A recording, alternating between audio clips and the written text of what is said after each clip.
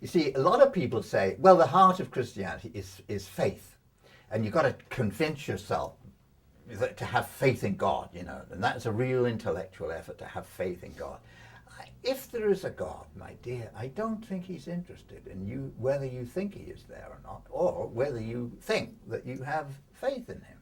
Yeah. But I think that if there is a God, and if it is correct that, as Christianity says, that this God at some time took human form in order to show to his offspring, the human brothers and sisters down, you know, how they could live and be fulfilled and be happy and be in mutuality and sharing and mutual support and love, then that is then I would think that would be worth becoming incarnate to do. And if you could then get followers, if you could then get people to become like this primeval alternative humanity that Jesus represents, then that would be brilliant. Well, what do you do, having studied how to be a disciple of Jesus Christ? You got to do it, man. We commit ourselves. We commit ourselves to hold the truth as it is in Jesus, to support each other in good and ill, to challenge evil with the power of love, to offer the kingdom in political and economic witness, to work for the new community of all creation, and to risk ourselves in the lifestyle of sharing. Amen. That pretty well says it, doesn't it?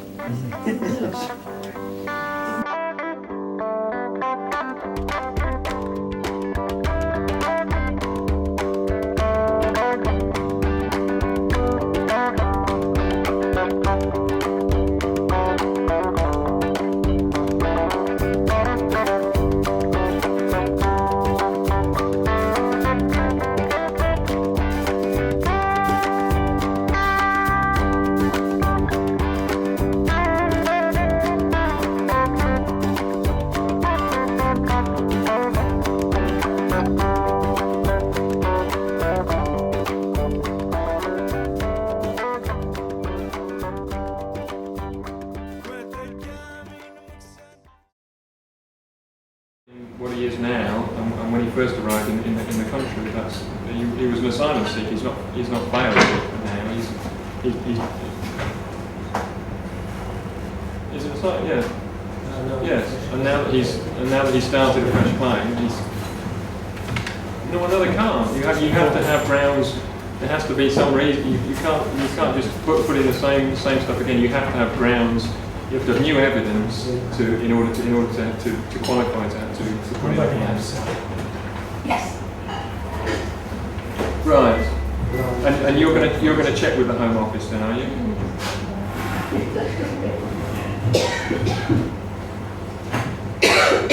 It's a very important job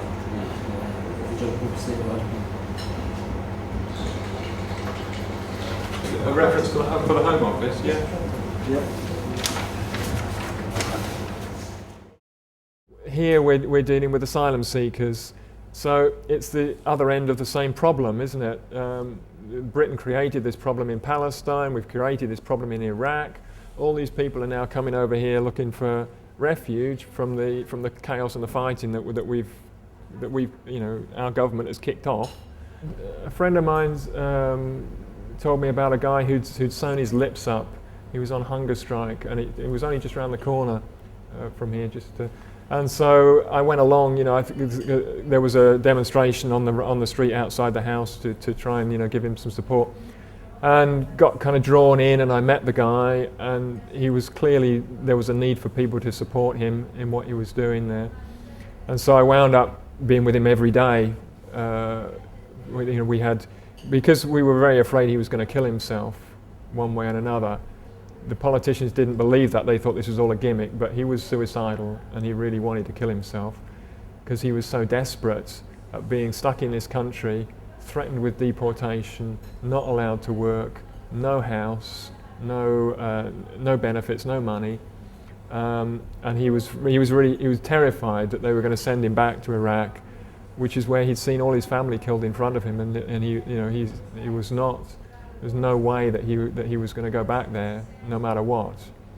And so, a group of us, mainly Christians, stuck with him through that and kept a vigil with him. And eventually we managed to persuade him to stop the hunger strike.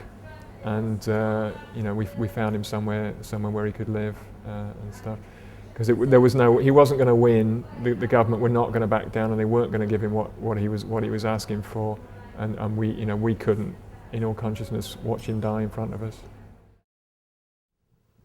In 1967, when we got together a group of malcontents on the fringe of the church, we decided that we wanted to set up some kind of community. I'd been much helped by Iona Community and George MacLeod, and we wanted to try and invent a community that would not sound too churchy or even too Christian. And there was an American guy called E. Stanley Jones who was having ashrams all over the world, which were fellowship kind of meetings. So we said, we'll call it the Ashram Community. Now the titles didn't do us any good at the time because nobody understood it. It's done us very little good ever since. But we have come to love it now, so it's too late to change. The word ashram, of course, is a Hindu word that actually means away, a place of rest away from work. But invariably it's used as a center for spirituality and a place of ministry to the poor. So I remember right at the beginning, I called on the chairman of the local Muslim mosque and just talked to him about what we were trying to do. And I said to him, is it a problem to you that we use this Hindu word, ashram? And he said, oh no. I said, well, what do you think, what content do you, he said, well, an ashram is a place of prayer and of help to the poor. I said, thank you very much. That's all right. And in the year 2000, Grace and I were walking, my wife, were walking along Spittal Hill and called in to see Keith Laycock, who was a jeweller, and said, we're looking for a shop where we want to do some stuff on Spittal Hill, like run a Whole Foods shop for vegans and vegetarians and, enlightened students. And he looked highly skeptical at this. But he said, well, if you're looking for a shop, I do actually have some premises around which are not for sale, but if you want to come, you could. So we in the end bought those shops for Ashram Community and started with discovering what it might be to be a Christian community in the inner city, and just walked the streets, tried to find out who the people were, tried to find out what the realities were, discovered that it was almost like an enemy-occupied territory. Drug barons, drink, prostitution.